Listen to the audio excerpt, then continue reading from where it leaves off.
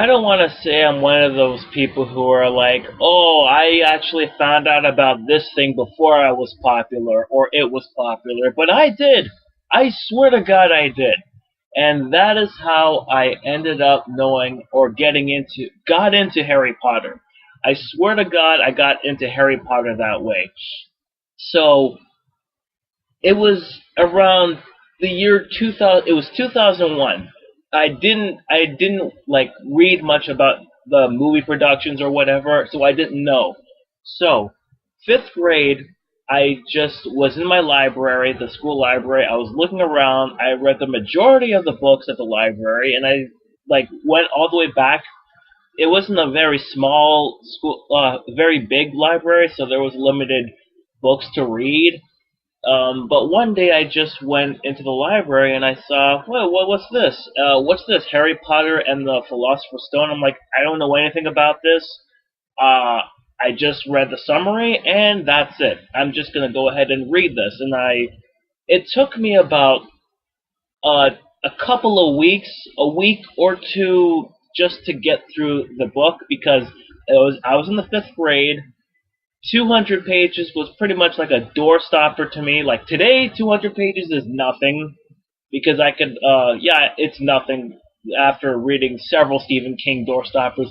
But back when I was in the fifth grade, 200 pages was pretty much like, wow, this is huge. And so it took me a couple of weeks to get through it. And I'm like, wow, this is actually pretty good. And then I finally, like, a friend of mine lent me his copy of the second book, which is The Chamber of Secrets. And halfway through reading that book, I found out that they were making, or have already made up to that point, the Sorcerer's Stone movie. And I'm like, okay, this is going to be fun because I didn't know how to pronounce one of the protagonist's name. I thought it was pronounced Hermione instead of Hermione. I didn't know. I was in the fifth grade at this point.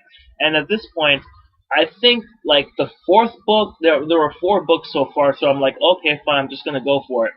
And so I was one of those kids who were like, okay, I'll just go ahead and wait until the movie comes out on TV or wait for the DVD to come out. Back when the movie actually came out of theaters, came out to theaters. I saw back when I used to read newspapers and thought that the Toronto Sun was a legitimate source of reviews and whatnot. I saw positive reviews, and I saw the big advertisement for it. But here's the thing about those advertisements in the newspapers: the bigger the advertisement was, the bigger the movie was. That's why, like, back when advertisements in the newspaper I used to read had about 3 pages of advertisements for the movies. So the bigger the space was, the bigger the advertisement for the movie was, the big movie it was. It was that big of a movie. And for a couple of months, the first Harry Potter movie took out like about half the spaces just to show it. Like it was the full advertisement and then the select theater or the theaters it was playing in at some times. So what happened was I again wasn't really was one of those kids who are like, oh, I can wait until it comes out on DVD. Kind of still am like that sometimes, except when friends are like, oh, you want to come to the movie? I'm like, yeah, sure, whatever. That's how I yeah. So I was like okay with that, and so eventually I did get to see the first movie in theaters. No, not theaters. I saw the movie and I thought, wow, this is actually really, really, really good. I'm like, holy crap, this is actually really intense. And this was back when I was in grade 5, so I'm like, okay, this is really intense. And I'll get to how I thought about it later. So over the time, like, I read the books and I watched the movies. And eventually, a few years later, I got the first book on my own at a friend's house, or a family friend's house, because the thing was, and I don't think I don't think I actually said this about in the vlog that I did with the what's it called, when I talked about how I became a bookworm. What happened was, like, we used to go to a family friend's house and it was a big dinner or a big lunch or whatever, and every time I was there before we left I asked if I can have one of the books and they're like, yeah, sure, why not. and that's how I got the first Harry Potter book, which I can't find because I had a big cleaning thing, a rehaul in this room around that time, and I can't find it. My dad actually took all the books and was like, okay, this is going to be in the garage somewhere. I'll take good care of it. And with like that, never saw them again. Uh, One of those books was the first Harry Potter book, which was the soft cover, but yeah, it's gone now. I mean, I could buy one right now at Value Village, but it'll never be the same. So, and because of Family Friend, I actually got the very first Animorphs book, which I still have to this day. From elementary school to now, I still have in that drawer over there.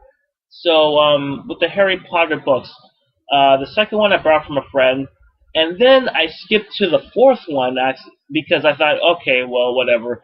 And the fourth one was intense for me because it was a Scholastic book, and the Scholastic, like, it was the very first print, and it was like thick. It was huge. It was like 700 pages. And I'm like, and I saw the front cover with Harry reaching for the egg, and there was it was a big dragon just blowing fire at him, and it's like, holy crap, this is going to be intense. And it took me, from what I recall, I think it took me like 3 or 5 days to read because I was really, again, bookworm, really interested in the book, and I read it. It was about 700 to 800 pages, which is that point the longest book I ever read, and it went by quick because if you read a book and it's really good, the book goes by really fast. That's why I ended up reading how I read like Stephen King's It for the second time in 4 days. 200 pages a day, 250 pages a day, and just reading. Yeah, it goes by really quick. And I read the fourth book. Then I went back to the third book, and I found out I missed some things because I had read the third book. Another family friend just lent it to me. Like he let me keep it. I don't know. I don't think it was his. I don't know if it was actually his or the library's because there was nothing to prove that it was either his or he borrowed it from somebody. But I just kept it. And I can't find it because it was one of the books that my dad took away and put it in a box somewhere and can't find it. Probably been thrown away or something. I don't know. But what happened? Like, yeah, I read the first book, the second book, then the fourth and the third, and I'm like, oh, yeah, now I get it. And yeah, the third, and all the while I was watching the movies as well. Like I watched the second one when it came on DirecTV. Then I watched the movies in order. The books were mostly in order, except the third and fourth one, where I read the fourth one first and then the third one, and that kind of like screwed a few things up. But whatever. I eventually reread some of them in order, and then the fifth book, it was new. I got it on my birthday. I still have it. My dad bought it for me when I was 13 or 14 years old, and I couldn't get enough. I'm like, yes, I got it, and I just kept reading and reading. And then on the third day, I read it. I finished reading. I'm like, oh my god, this is actually pretty good. And yeah, I read then I went to the third movie. I borrowed the third movie from Blockbuster when it was still a thing, or was it Rogers Video? But either way, I borrowed it from the video rental store, and I watched it. I'm like, the third movie is pretty much my favorite movie. It's my favorite movie of the Harry Potter movies, like my absolute favorite. That's where it becomes like the credibility becomes like the first movie is fine, but it's like more family friendly in my opinion. It's a family friendly, kids movie. The child actors are not that great, but they're just starting out. The second movie is where it gets it's still pretty much the light-hearted thing like the first movie, except there is a little bit more darkness to it. Like, students are getting petrified, there's blood writing on the wall, and people are like, oh, the third movie is where it gets dark. It's like, no, watch the second movie again. It has its flaws, sure, but it's where it kind of gets legitimately dark. Like, things are happening to the students at this point. Like, students are getting petrified, for God's sakes. Even ghosts are, getting screwed up there. And in the third movie, that's where, it really starts to hit its stride. Like, the kid elements are pretty much gone, and what's replaced to be, a mythos, a mythological, or not mythological, but it pretty much finds the right tone. Like it could be funny, but at the same time it could be serious and it could be dreary. Like, and you can tell because if you look at like a scene from the first movie and then the scene from the third movie, you think like, oh yeah, they're the same actors for the most part, but it's like, holy crap! Like this is like the color palettes are like completely different. And I watched the fourth one and I thought it was okay, although I liked it, but the only scenes I watched from it were the David Tennant scenes where he's like, "Get off me, you pathetic little men! Hello, father!" And his father's like, "You're no son of mine." And he's like, he does the tongue thing like, "Ah!" And he does these strange faces. I used to rewatch that scene when I was in the ninth grade during the summer. I used to rewatch that scene with not only with subtitles but with French subtitles and Spanish subtitles. And I just couldn't stop laughing at that scene. I'm like, oh, this is the best part of the movie.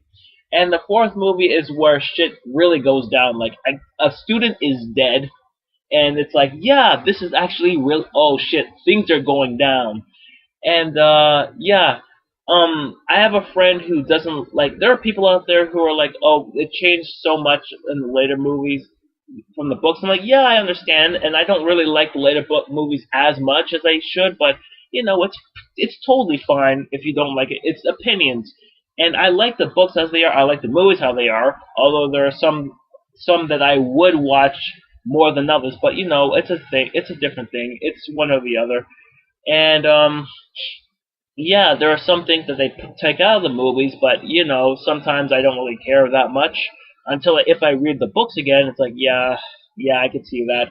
And so when the sixth book came out, I remember like, I think I said this before in the Bookworm video. I was like, okay, I'm going to the library, but like, I'm probably not gonna see this really new book. So I ended up just like I just went in just knowing it's like, okay, it's fine. And this was back when like the librarians check the books out for you. You had to go on the line and the librarians would check them out for you. And behind them were like newer books that are hot on demand. And behind them were several copies of the new Harry Potter book, which is Harry Potter 6. And I'm like, okay, this is fine. And then yeah, I ended up just going around the library and I found a copy of Harry Potter 6, and I was looking around like, is nobody... there's a copy here. This is a new... And then I just look at the book, seeing if it's in like another language. I'm like, no, everything's fine here. I'm like, is it dirty? I'm like, no, everything's fine. And then I just slowly just go to the library, and I'm like, here you go. Just thinking, yeah, they probably missed one. So if somebody actually requested it, okay, fine, I'll just go find another book. And it's like, okay, here you go. Bring this back in 3 weeks. And I'm like, okay. And then I just slowly, with my sisters and my dad, just slowly go out to the library. I'm like, is this okay? Like, this is a really new book. This is the hot on-demand book. Are you sure you want me to go? Here's the thing. I totally understood if they said, okay, we're going to need that back. I'm like, okay, that's totally fine. But nobody did that. I'm like, anybody? Anybody? Come on. Like, anybody? And I was like, I feel guilty. Like, what if somebody was looking for this? And I'm like, okay, fine. So I ended up reading it in about 3 days because I was that excited. And I'm just waiting for the phone call saying, okay, we need that back. I'm like, okay, fine. Just let me just read it as fast as I can and carefully as I can, as I usually do. And so, yeah, it was actually really fun to look at. I read it and I'm like, holy crap, this is the twist. Like the twist and the sad ending is like, holy crap, this is pretty amazing. And then let me see what was else. Speaking of the sixth movie, no, the fifth movie I didn't watch. I don't remember much because I didn't. It's one of the couple of Harry Potter movies I've only watched once because I was like, I don't really care about this. Like, because they turned it into a teen drama. Same with the sixth movie, even the sixth movie I had problems with. Like, until the third act where everything just starts to go back up, like ramp up into the darkness, and actually is mature enough, because the fifth movie and the sixth movie are pretty much romantic comedies, which I'm like, cripes. I mean, there's some good things about them. It's just that I don't care about what the hell is with this romance, and it's just so And then the seventh book, which is one of the two books I have right now, like the fifth and seventh book I have in that drawer over there. And my dad bought it for me when it was about a month old, or at least a couple of weeks after it came out. I'm like, okay, he's gonna buy it for me. I'm like, yes, and I read it in like 3 days. I'm like, yeah, what a satisfying conclusion. And then the movies came out, and I like the movies, but I have my problems with it. The Deathly Hallows, I have a couple of problems with it. The first part is they both do their jobs really well. The first part is setup, and the second part is payoff. I understand that it throws off a lot of people. I get that. I have problems with that too, but I get why they did that. First of all, money, and second of all, they were rumors were they were supposed to like split one of the books, I think the fourth or fifth book, into two movies, and I'm like, yeah, I could see that. And then they did with this one. I'm like, okay, they did it for the money, but at least it's popular, and there's a reason for it to happen. And what do you know? Both movies made a ton of money, like a lot of money. And amazingly enough, the funny thing is, part two was the first Harry Potter movie I watched in theaters, and I watched it with a friend.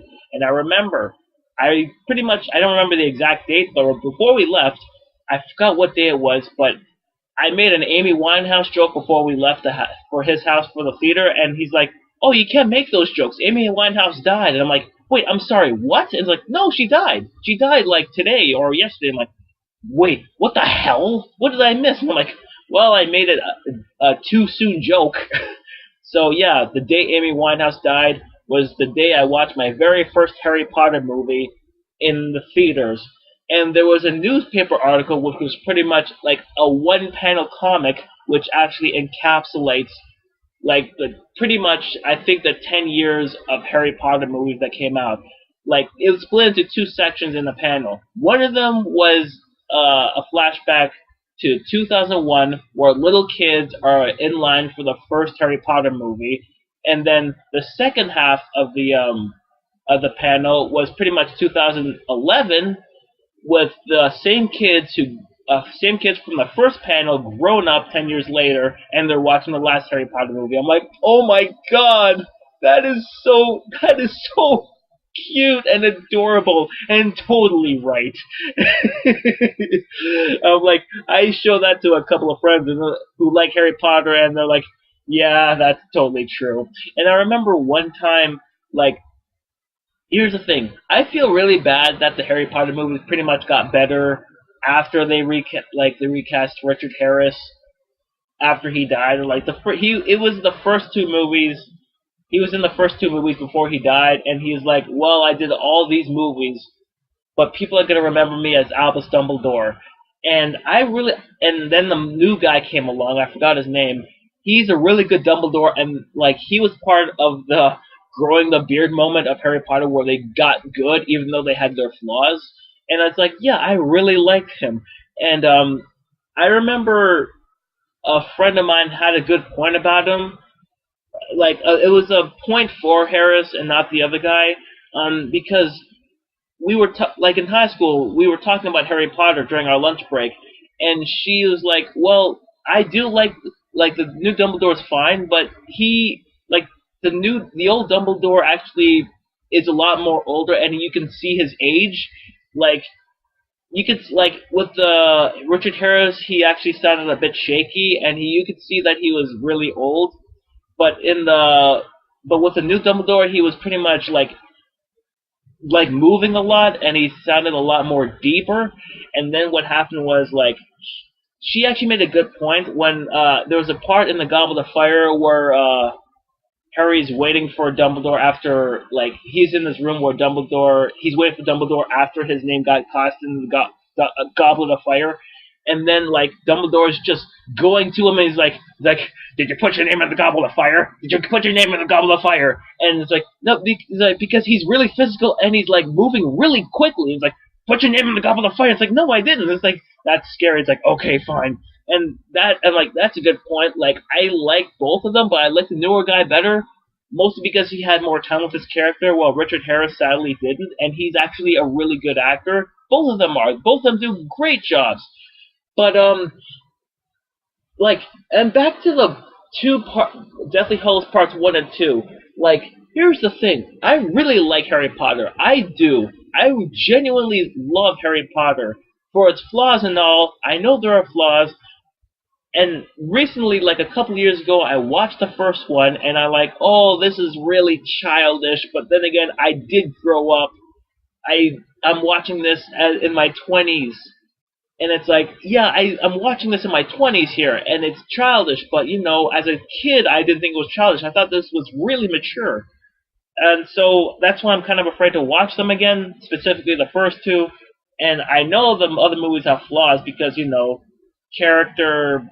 the characters are a bit messed up. They took out a lot of things, and yeah, that's fun. Yeah, for the most part, I agree with it. But you know what? It's whatever. It's fine, or whatever. If you don't like it, fine. That's totally fine. I have a friend who I met recently who liked the third one, and then couldn't get into the other ones because they changed so much from the book. I totally get it. I like the movies on their own. Flaws, like no matter how flawed they are, some I'd rather watch more than others, but you know. And like I said, like what I was going into before I got sidetracked. I like Harry Potter a lot. I'll read the books eventually again. But here's the thing: as much as I like them splitting the two parts, I blame the movie series for splitting the last two books into like two movies. The last book into two movies. Because at least it had an excuse. That last book was pretty much about 500 to 600 pages.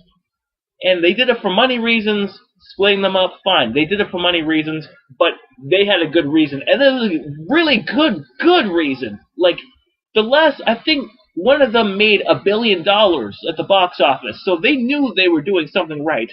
But the thing was, because of them doing that to the last book, suddenly everybody else wanted to do it. Like Twilight did it, and I watched all the.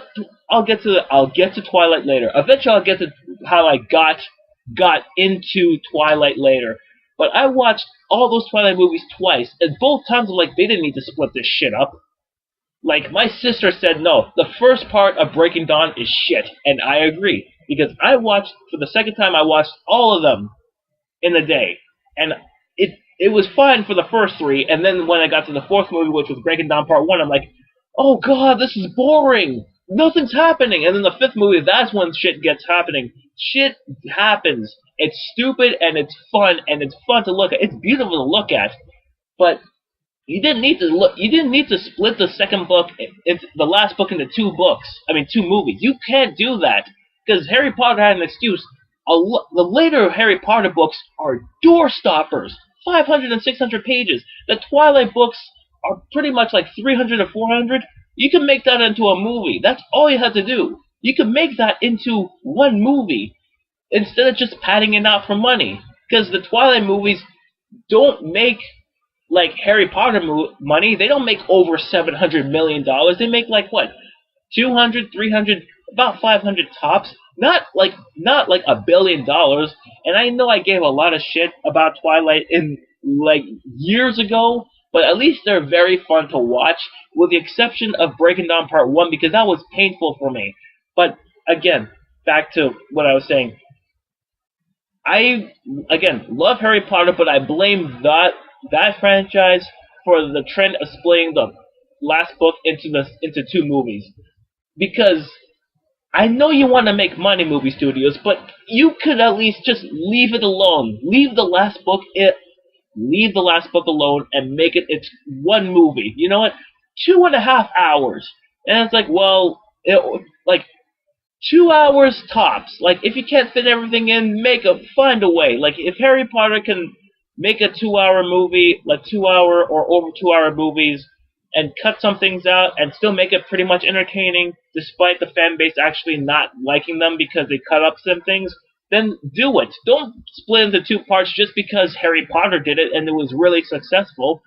Like, make each book one movie. That's what killed the Hobbit movies. Like, the book was only one movie. The Hobbit book was just one book. It didn't need to be split into three movies. Like, one is too much. Like, the book is apparently really dense. It's a children's book, but it's a little dense. Like, it's a lot. It's a lot to take in. And, like, I watched two of them. I watched two Hobbit movies, and my friend who is an aficionado of Lord of the Rings, he'll read Lord of the Rings. He's watched all the movies, like all the movies, the extended editions. He watched all of them. He has them on DVD. He'll go through them like nobody's business. And then when I asked him if I should watch the third Hobbit movie, he's like, "Don't watch it. Don't watch the third Hobbit movie. You watch the second one, leave it. Just don't watch it." And I'm like, "Oh shit. This is like, if he's telling me not to watch the third Hobbit movie, that means we have a serious problem. If he's telling me, like, an aficionado of Lord of the Rings, and he's watched all of them on extended edition, he's like, do not watch the third one." I'm like, "Oh crap, this is bad." Like, if you made the book into one movie, that's gonna cut out a lot of things. It's gonna feel rushed. I totally get it. If you made it into three movies, that's horrifying. Like, that's gonna mean that not only are you padding things out, but there are gonna be some things in the movies that aren't gonna be in the books, and they're not gonna be well thought out. Maybe two movies is just enough. Literally split that shit in half and have everything. That's all you have to do. You could split. That's a perfect excuse. One book, two movies, split it evenly in half. Like, so even you could, like, the Lord of the Rings movies are pretty much 2.5 hours. I'm pretty sure, like, people who watch the extended version of the Lord of the Rings will absolutely be patient and actually have them split one book down the middle, 2.5 hours each, and it will be fine. It will be totally fine. Flawed, but fine. It's like, well, it wasn't as good as Lord of the Rings, but, you know, I totally liked it. And then when you realize it was a children's book, I'm like, oh, he did actually a pretty damn good job. So, yeah. But, yeah, the Hobbit trilogy should not have been a trilogy. It should have been a duology. Yeah, that's pretty much it. But back to Harry Potter. Again, love them, like the movies, like the books. I blame that franchise for splitting the last book into two books. Oh my god. Like, it's like, there was no excuse for anything else to do it. It's just like, do it just because Harry Potter does it. It's like, no, just, Harry Potter actually took its time, and that's what I like.